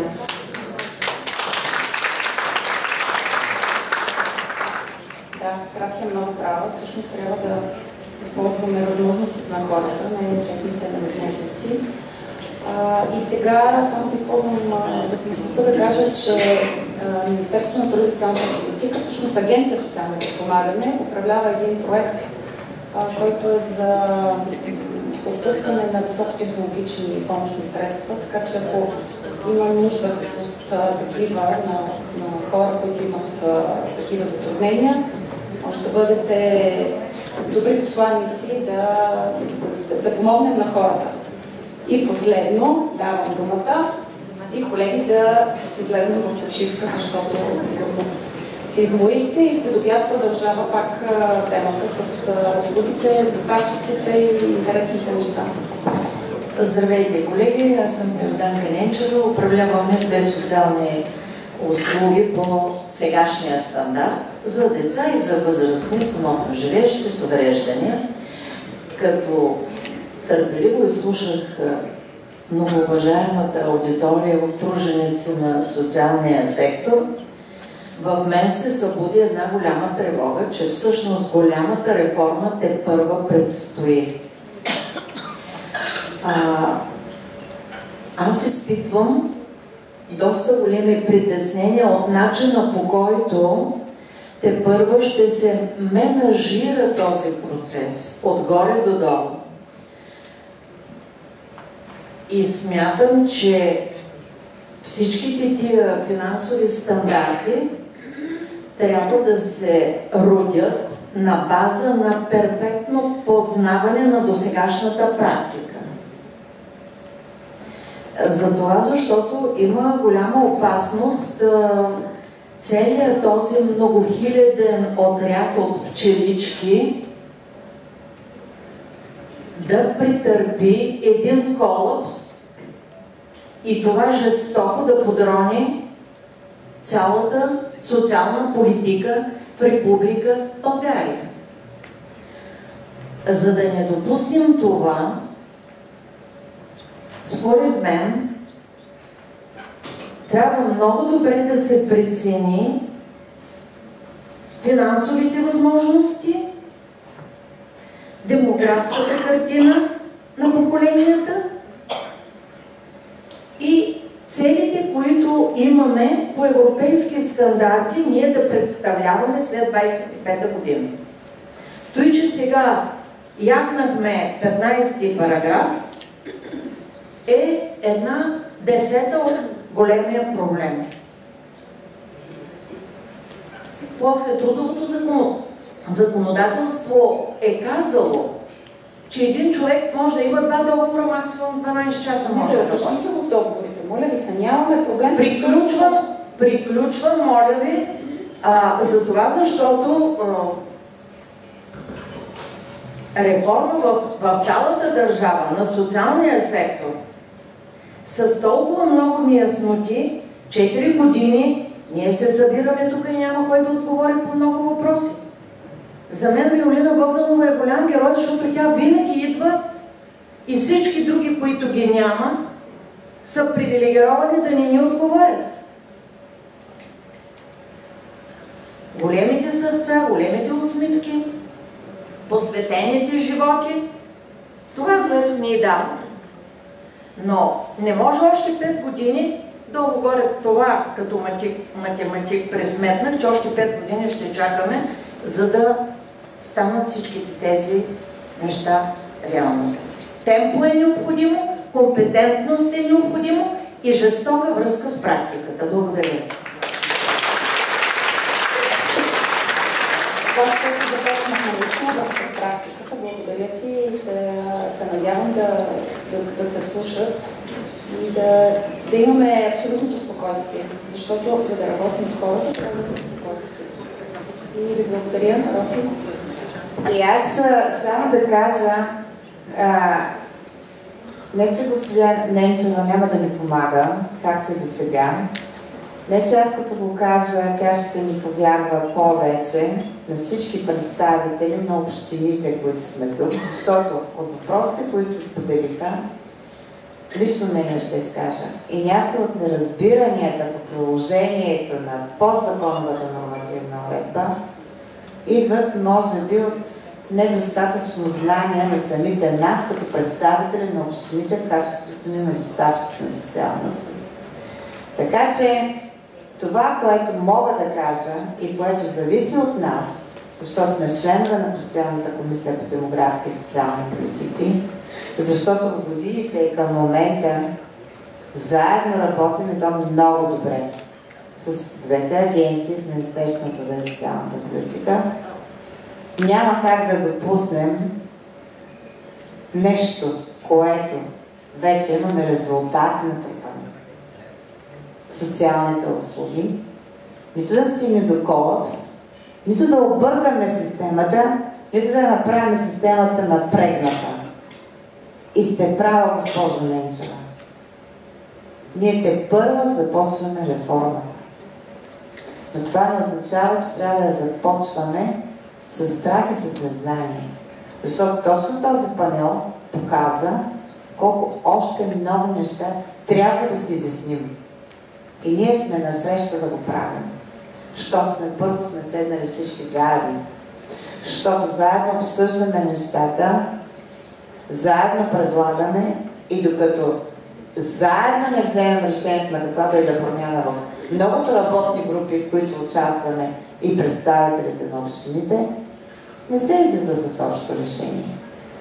Така че много хубаво повдигнахте въпроса, много подредено го представихте, много са детайлите, около които трябва да обърнем внимание как точно практически и интегрираната система и цялата тази обемна документация, както каза господин Друмев, и на закона, и на подзаконовата нормативна уредба, съвместят съзнанието на нас посветените, за да бъдем полезни на хората, които чакат нашата полезност и полезни на себе си, удовлетворени. Благодаря. Благодаря на господин Георгиев, че ни даде възможността да имаме такава трибуна днес.